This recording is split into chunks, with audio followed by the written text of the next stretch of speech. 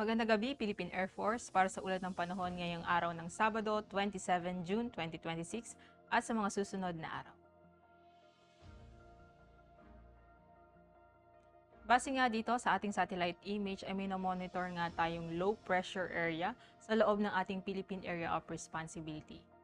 Ito ay namataan kaninang alas 3 ng hapon sa layong 965 km east of northeastern Mindanao.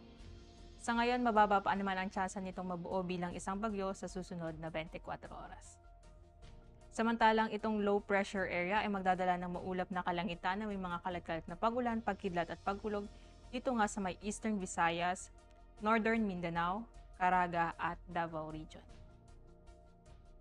Samantalang southwest monsoon o habagat ang siya namang makakaapekto dito nga sa may Luzon at Visayas, na magdadala ng maulap na kalangitan na may mga kalat-kalat na pagulan, pagkidlat at pagkulog, particular na dito nga sa Metro Manila, Batanes, Babuyan Island, Ilocos Region, Zambales, Bataan, Tarlac, Pampanga, Bulacan, Cavite, Batangas, Occidental Mindoro, Palawan at ang natitirang bahagi ng Visayas.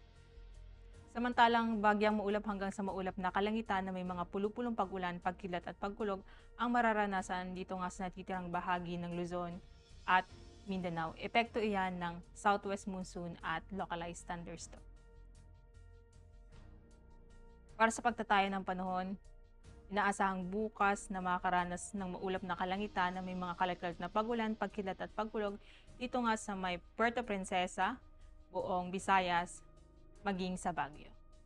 Samantalang natitirang bahagi ng Luzon ay makakaranas ng bagyang maulap hanggang sa maulap na kalangitan na may mga pulupulong pag-ulan, pagkilat o pagkulog.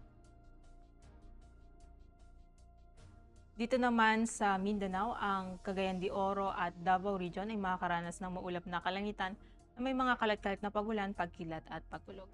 Samantalang ang Zamboanga at Sanga-Sanga ay makakaranas ng bagyang maulap hanggang sa maulap na kalangitan na may mga pulupulong pag-ulan, pagkilat o pagkulog.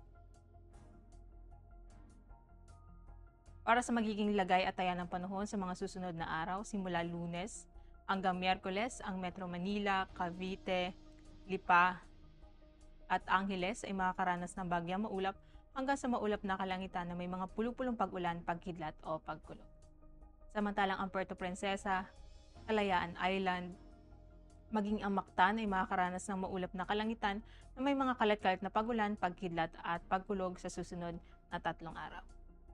Samantalang ang Zamboanga at Davao ay makakaranas ng bagyang maulap hanggang sa maulap na kalangitan na may mga pulupulong pag-ulan, pagkidlat o pagkulog. Ang haring araw ay lulubog mamayang 6:29 p.m. at inaasan sisikat bukas 05:30 ng umaga. Para sa ating moon illumination, meron tayong 95% increasing. Para manatiling updated sa lagay at taya ng panahon, i-follow lamang Air Force Weather Center sa aming mga official social media accounts. At yan lamang latest update natin sa weather sa ngalan ng aming commanding officer na si Colonel Hermelino T. Calubiran Jr., Philippine Air Force, General Staff Corps. Ako si Sergeant Rosemary De Los Reyes, Philippine Air Force, Weather Broadcaster ng Air Force Weather Center. Muli, magandang gabi, Philippine Air Force.